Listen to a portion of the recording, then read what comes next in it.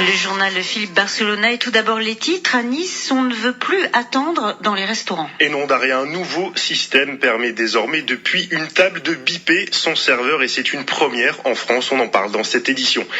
Philippe, plus besoin de s'agiter sur sa chaise pour attirer un serveur au restaurant. Et non, c'est fini les moulinets de bras d'Aria, car désormais, on peut le biper, son serveur. Service Bip, une entreprise niçoise, vient de lancer un système de boutons d'appel sans fil qui vous permet de prévenir un serveur. Concrètement, vous appuyez sur un des boutons au milieu de la table pour passer une commande ou demander l'addition. Le serveur est équipé d'une montre qui vibre et lui indique quelle table a lancé l'appel. L'idée, c'est d'éviter au maximum les pertes de temps, et pour les clients et pour le restaurant. C'est une toute première en France.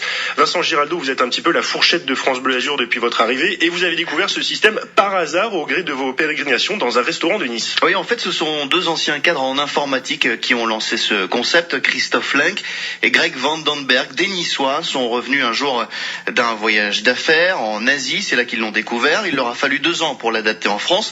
Alors selon eux, l'objectif n'est pas d'être servi plus vite, mais juste d'être remarqué, pris en compte par le serveur. Christophe Lenk est le co-gérant de la société Service Bip. Ce n'est pas une question d'aller trop loin de le service, c'est juste le fait de mieux gérer son temps. L'idée de ces produits, c'est d'optimiser le temps de travail. Parfois, on ne fait pas que servir. On est derrière, on fait le café, on prépare le dessert. Et si mon collègue il voit que la table qui est attribuée à moi est en train de m'appeler et je ne peux pas m'approcher, il a juste à s'approcher aussi, apporter l'addition, parce qu'il y a un bouton qui est justement dédié pour l'addition, ce qui permet d'éviter les allers-retours. On marche beaucoup moins. Le système d'appel a été installé dans 2 établissements de Nice, une plage privée sur la promenade des Anglais et dans un restaurant. Fabio Benec dirige le restaurant Atimi, place Masséna. Les clients, ils trouvent génial. Après, oui. Non, mais j'ai pas besoin d'appeler quelqu'un comme un chien.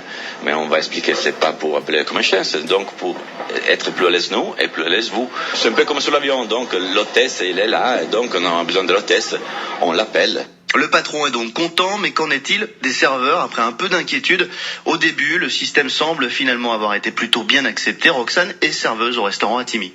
Je pensais que ça allait être très stressant comme gadget. Et en fait, finalement, c'est assez pratique. Ça peut nous faire gagner des voyages. C'est pas négligeable quand on fait des gros services comme ici. Non, finalement, c'est pratique. Sauf quand il y a les enfants qui viennent jouer avec le truc ou les gens qui veulent juste tester.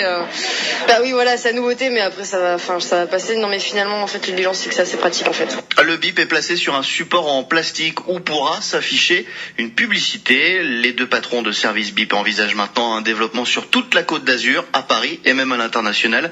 Le bip sera aussi bientôt proposé carrément aux particuliers. Et merci Vincent Giraldo pour toutes ces précisions et attention aux excès de table, n'oubliez pas. Bien sûr.